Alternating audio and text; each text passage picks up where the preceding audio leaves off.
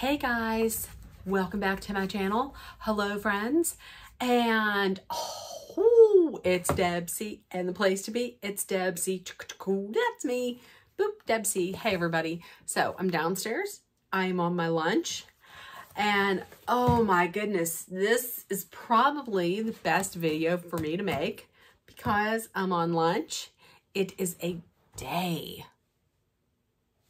It is a day. So it's perfect that I am now going to be talking about the Real Housewives of Beverly Hills because, girl, I was heated last night. I'm heated today. So let's get some of this aggression out. Let's talk about the ladies from the 90210. Okay? So we started off talking about, this was just minor. PK was getting his teeth cleaned. It looked like night and day from what he had before. So he was getting his teeth cleaned. And I guess according to Dorit, couple goals are couples that are really sticking it out or getting this teeth cleaned together. I don't know, I guess. So, but more importantly, Dorit had brought up a charity that she works with. And she had started working with this charity years ago when she used to live next to Sharon Stone. And Sharon Stone knocked on her door and was like, hey, Dorit, how about helping me with this? And it's called Homeless Not Toothless. And it helps homeless, the homeless population get their teeth worked on. So she was talking about, we're going to have a charity little dinner at my house for it. And she asked the doctor, and the doctor was all in on it.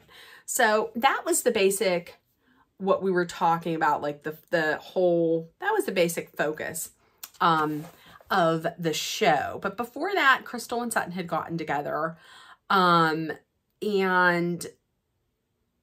they had talked about how the women had discussed Crystal's ED issue. Now, once again, I want to just let you know I'm going to be talking about eating disorders. So there is a trigger. If anybody is triggered by it, I will not be offended if you cut out right now. But this part right here is going to be about that. I guess Rinna, they showed a flashback, and Rinna had told Crystal that they had talked about her issue at the party. So, I mean, I will give props to Rinna on that. At least she did tell her that she had talked about it. Sutton had, and she was talking, Crystal was talking to Sutton about it. And Sutton had said that, you know, the women did bring it up, and she didn't feel like they didn't treat it as like a grave concern, but instead like they were judging her for maybe not seeking treatment. And Crystal was upset, which I completely understand. Crystal had said, just because I'm not doing everything doesn't mean I'm not doing anything. And she was very hurt about it. She was upset about it. I would be too. Like if somebody were to come to me genuinely one-on-one and talk to me about it, then I would be, that would be better for me than somebody, you know, a bunch of women sitting around in circles saying she didn't get any treatment yet. How do you know she didn't get any treatment? I mean, just because she doesn't tell you everything, I wouldn't tell those women everything either. They're a bunch of jackals. So there was that. And also, before we get into the party, I would really honestly like to be rich enough that I can have somebody come over to my house and just, a dude come over to my house, an attractive guy come over to my house and just stretch me out. Because Erica and Kyle were just getting stretched out by a guy. They then started talking about Erica's drinking. And I have to tell you, anytime Erica talks, sometimes I zone out. But it did seem to me like Erica had said that she doesn't feel like Garcelle is truly interested in her drinking problem and her getting help. She has an issue with Garcelle from last year, so I don't think she's going to see that at all.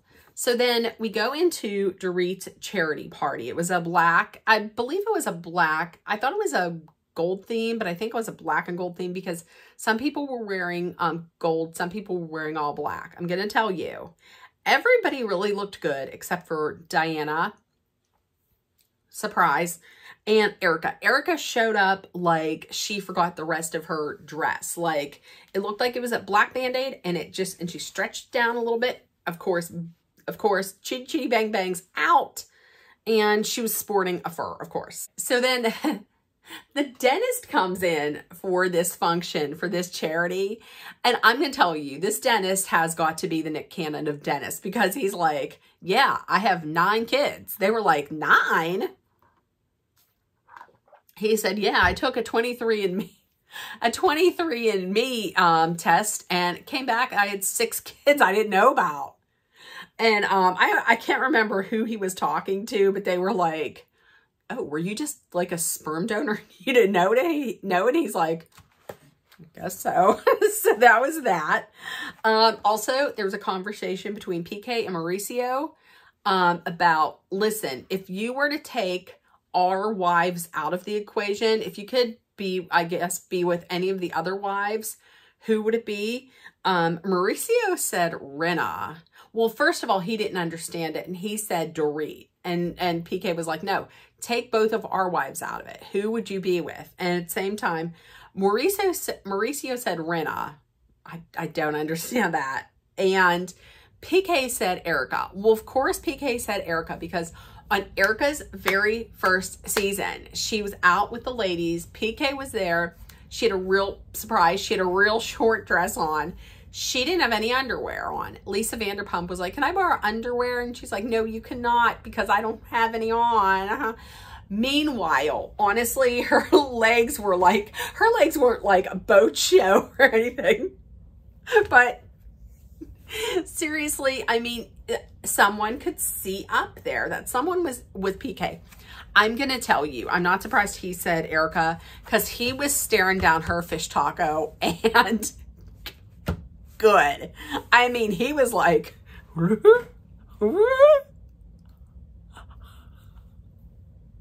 he was up in there.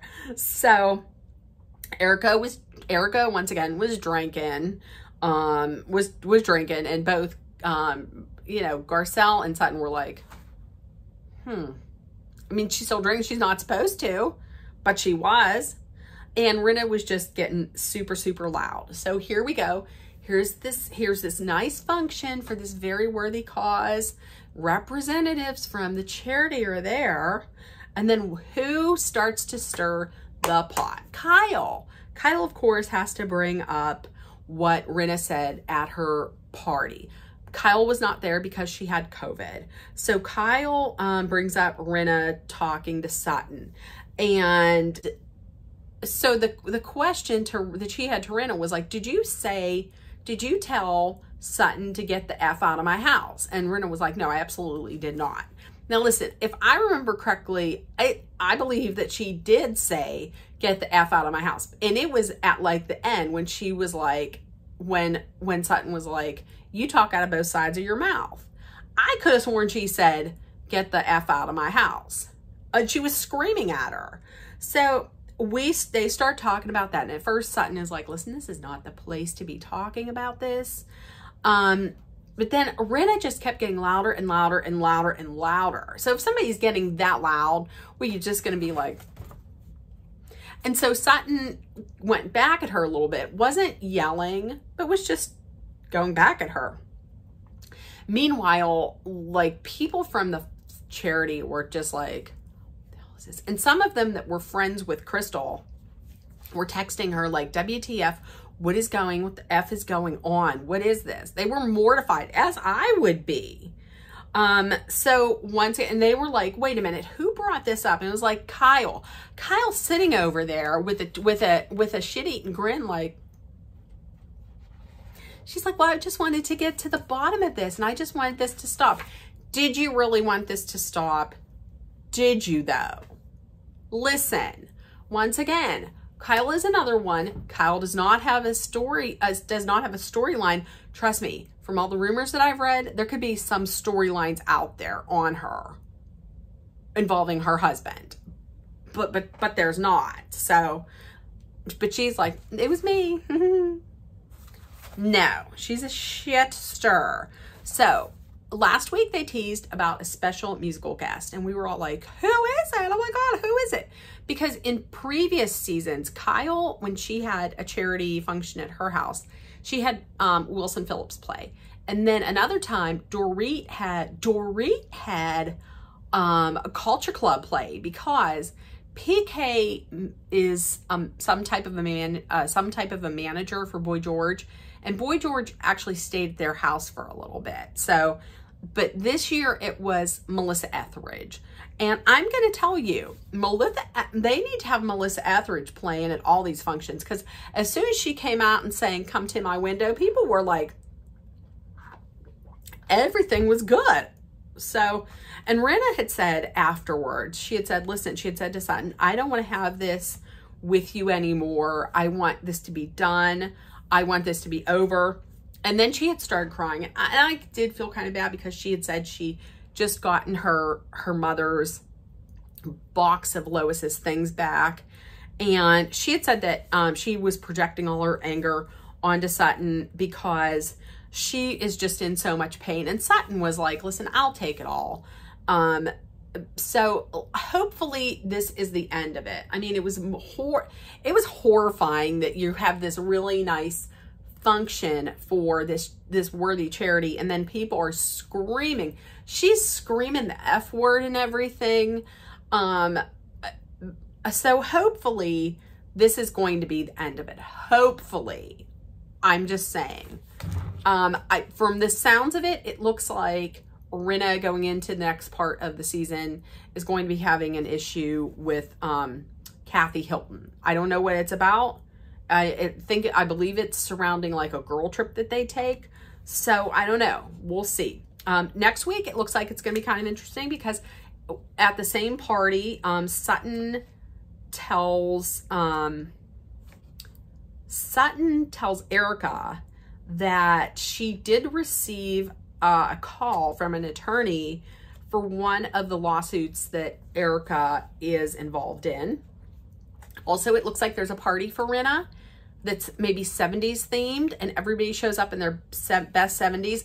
Let me tell you, once again, Garcelle is serving it. Garcelle's on point with the theme, and she has on this afro wig and this like crocheted outfit that looks like it fits in the 70s perfectly.